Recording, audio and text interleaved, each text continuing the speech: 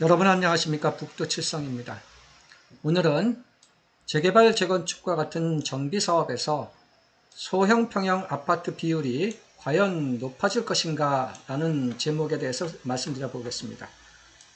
국토부 장관이 1, 2인 주거 공간을 강조하고 있고, 또 법에 규정되어 있는 아파트 공급 면적별 비율, 용적률, 그러한 것을 함께 살펴보도록 하겠습니다. 금일 매일경제에서 박상우 신임 국토부 장관이 도심 맞춤형 주택 공급을 이제 많이 하겠다라고 이제 했습니다. 관련해서 윤석열 대통령이 신년사에서 1, 2인 가구용 소형 주택 공급 확대 방침을 밝힌 데 이어 신임 박 장관은 갈수록 1, 2인 가구용 주택 수요가 도심을 중심으로 높아갈 것으로 예상돼 이 분야 숙제 해결을 위해 노력하겠다라고 강조했다고 합니다. 소형 주택 비율을 높이겠다. 현재 우리나라의 관련 법들을 보면은 국민주택 규모 85제곱미터 이하 이러한 용어로 전부 다 통일되어 있습니다. 59제곱미터라든가 그렇게까지 세분화되어 있지는 않아요. 그래서 이렇게 소형 아파트에 대한 것을 언급을 하겠다라고 하면은 도시계획법, 건축법, 도정법 등 많은 법률 및 시행령 혹은 조례 이렇게 이제 개정이 돼야 될 것들이 굉장히 이제 좀 많아질 것입니다.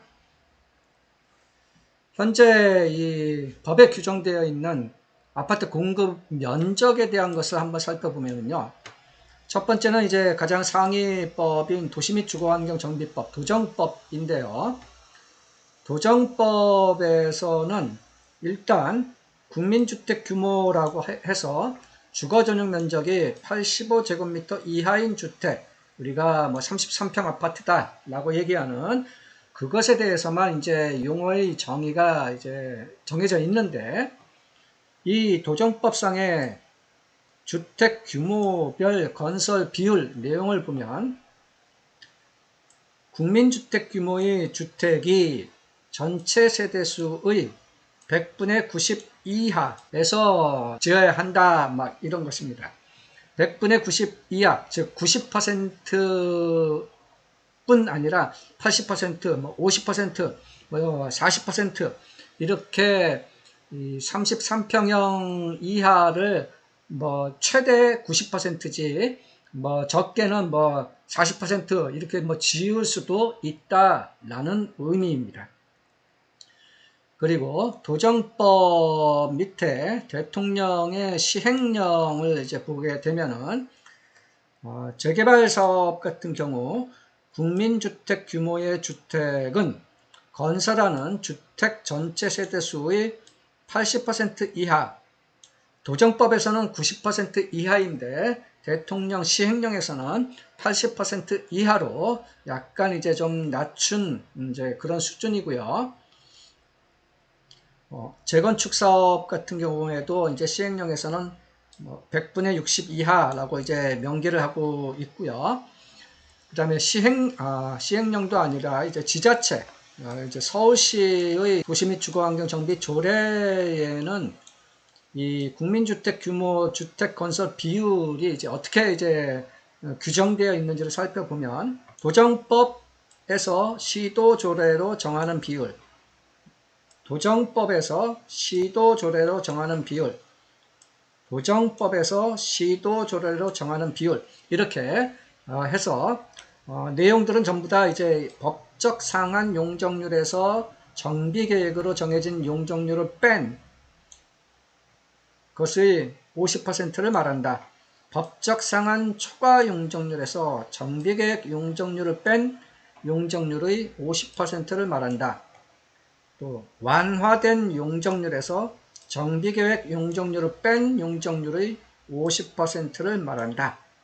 이렇게 해서 이렇게 기준 용적률을 초과해서 이제 용적률 혜택을 보게 될 경우 그 혜택 받는 용적률의 50% 정도는 국민주택 규모로 지어야 한다라는 것을 이제 언급하고 있는 것입니다.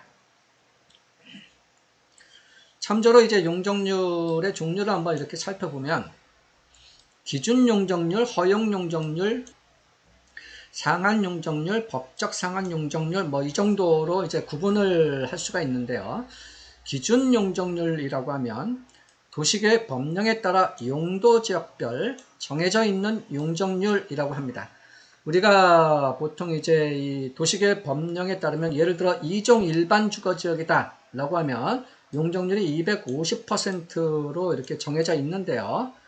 이것이 지자체 조례로 내려오면 서울시의 조례로 내려오게 되면 2종 일반 주거지역의 기준 용적률은 250에서 200%로 이렇게 축소해서 서울시 조례에서는 이제 규정을 하고 있습니다. 그리고 허용 용적률이라는 것도 있는데요. 이것은 이제 기준 용적률 플러스 우수 디자인, 녹색 에너지, 신재생 에너지 등 건축 설계 측면에서 좀 효율성을 기하게 되면 추가적으로 용적률을 좀 부여해 줄 수 있다. 그런 의미고, 상한 용적률이라는 것이 있는데 이것은 바로 위에 있는 허용 용적률의 플러스 도로라든가 공원, 공공시설 등 이런 기반시설을 기부 체납을 하게 되면 추가적으로 용적률을 주겠다라는 것이고요. 법적 상한 용적률이라는 것은 바로 앞의 상한 용적률에다가 플러스 임대주택을 추가적으로 짓게 되면은 용적률 혜택을 조금 더 주겠다라는 개념입니다. 용적률 체계가 굉장히 좀 복잡하게 되어 있는데 굵직한 이제 개념 정도만 한번 터치를 해 본 것입니다. 그래서 법적 상한 용적률까지 다 찾아먹겠다라고 하면 그만큼 임대주택은 조금 더 지으세요 라는 것입니다. 이렇게 이제 앞에서 뭐 도정법이라든가 뭐 조례를 이제 살펴보더라도 현재의 법 체계로는 1인을 위한 소형 아파트를 어느 정도 지어야 한다라는 것은 규정되어 있지는 않습니다. 참조로 세대 분리형 아파트 혹은 가변형 아파트라는 말들도 종종 들어보셨을 텐데, 세대 분리형 아파트라는 것은 예를 들면 이 그림은 이제 33평형 85제곱미터의 이제 이미지인데요. 침실 1, 침실 2, 침실 3, 방 3개짜리죠. 이것을 세대 분리형으로 하겠다라는 것은 이렇게 현관을 여기 하나, 여기 하나 이렇게 2개로 이제 출입구를 별도로 만들어서 분리가 될 수 있는 그러한 개념으로 이제 만드는 아파트인데요. 그래서 이쪽으로는 이제 예를 들면 집주인이 방 2개를 쓰고 좀 크게 쓰고, 이쪽으로는 뭐 임차인이 들어와서 분리된 세대가 분리된 개념에서 이렇게 좀 프라이버시가 보장된 그런 측면에서 할 수 있는 그러한 것을 이제 세대 분리형 아파트라고 이제 하는 거고, 오른쪽에 가변형 아파트라는 것도 있는데요. 이것은 세대가 분리된 수준까지는 아니고 이 다양한 라이프 스타일 구현이라는 측면에서 수납 공간, 뭐 알파룸, 뭐 주방 동선, 또 부모와 자식 간의 뭐 동거, 이렇게 이제 벽체를 이렇게 좀 가변시킬 수 있는, 그러니까 세대가 분리된 수준까지는 되지 않는 그런 것을 의미하고 있습니다. 이렇게 세대 분리형 아파트 같은 경우는 이제 장점이라고 보면 법적으로는 1주택입니다. 그래서 소유권 구분이 이제 별도로 되는 것이 아니라 요 조그만한 집에 들어오는 사람은 이제 임차인 신분으로 들어오게 되는 것이죠. 그래서 법적으로 1주택이기 때문에 취득세, 보유세, 양도세 이런 것도 이제 1주택 차원에서 관여가 되고, 임대 수익 창출이 좀 가능하고 독립적인 공간이 가능합니다. 세대가 분리되어 있기 때문에 이렇게 보안 측면에서 나름대로 이제 좋은 면은 있죠.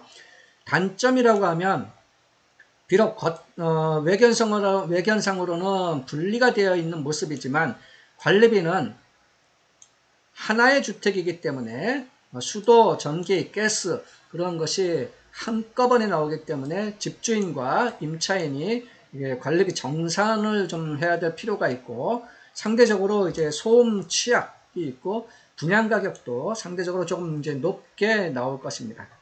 그래서 이런 세대 분리형 아파트는 장단점은 분명히 있습니다. 그렇지만 1, 2인 입장에서 볼 때 결국은 내 집이 아닙니다. 내 집이 아니라 임차인 신분이라는 점을 생각하면 국토부 장관이 얘기하는 1, 2인 가구를 위한 이제 그 근본적인 해결책까지는 될 수가 없을 것으로 보입니다. 요약을 해보면요, 국토부 장관이 얘기하는 1, 2인 가구를 위한 소형 아파트를 많이 짓는 방법이라면, 예를 들면 법에서 규정하는 국민주택 규모의 정의를 기존의 85제곱미터 이하에서 좀 다르게 조정할 수 있는 방법이 있지 않겠느냐 생각해 볼 수도 있습니다.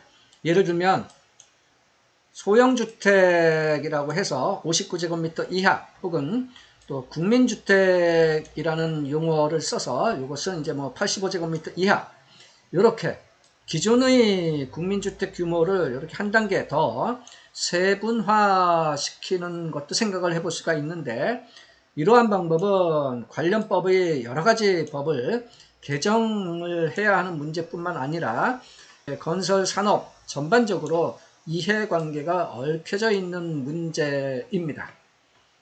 그리고 이런 법이 아니라 이제 지자체 레벨로 내려와서 조례 개정을 통하는 방법이라면, 이것은 국토부 장관이 관여하는 것이 아니라 지자체가 주관하는 이제 사항이 되는 것이겠죠. 그 다음에 세대 분리형 아파트 같은 것을 이제 활성화시키겠다라는 측면에서도 이것은 이제 근본적인 해결책이 될 수는 없고, 또 이거 세대 분리형을 많이 지어라, 몇 % 이상 지어라 라고 법으로 강제시킬 수 있는 사안인지도 검토가 많이 필요해 보입니다. 개인적으로는 이런 것이 법제화시킨다는 것이 쉽지는 않을 것으로 보여지고요. 단순한 이제 권장 사안이다 라고 하면은 과연 세대 분리형 아파트를 건축하겠다라는 사업장 혹은 조합이 얼마나 많을지도 의문입니다. 그렇다고 오피스텔이라든가 생숙 이런 것을 많이 짓겠다라는 것도 근본적인 본질은 또 아닐 것입니다. 네, 오늘은 이렇게 최근 대통령과 국토부 장관이 1, 2인 가구를 위한 그 주택 수요에 대한 언급에 대해서 그 장단점 혹은 feasibility 등에 대해서 생각해 보았습니다. 이상 부동산 재테크 고급 정보를 얘기해주는 북두칠성이었습니다. 감사합니다.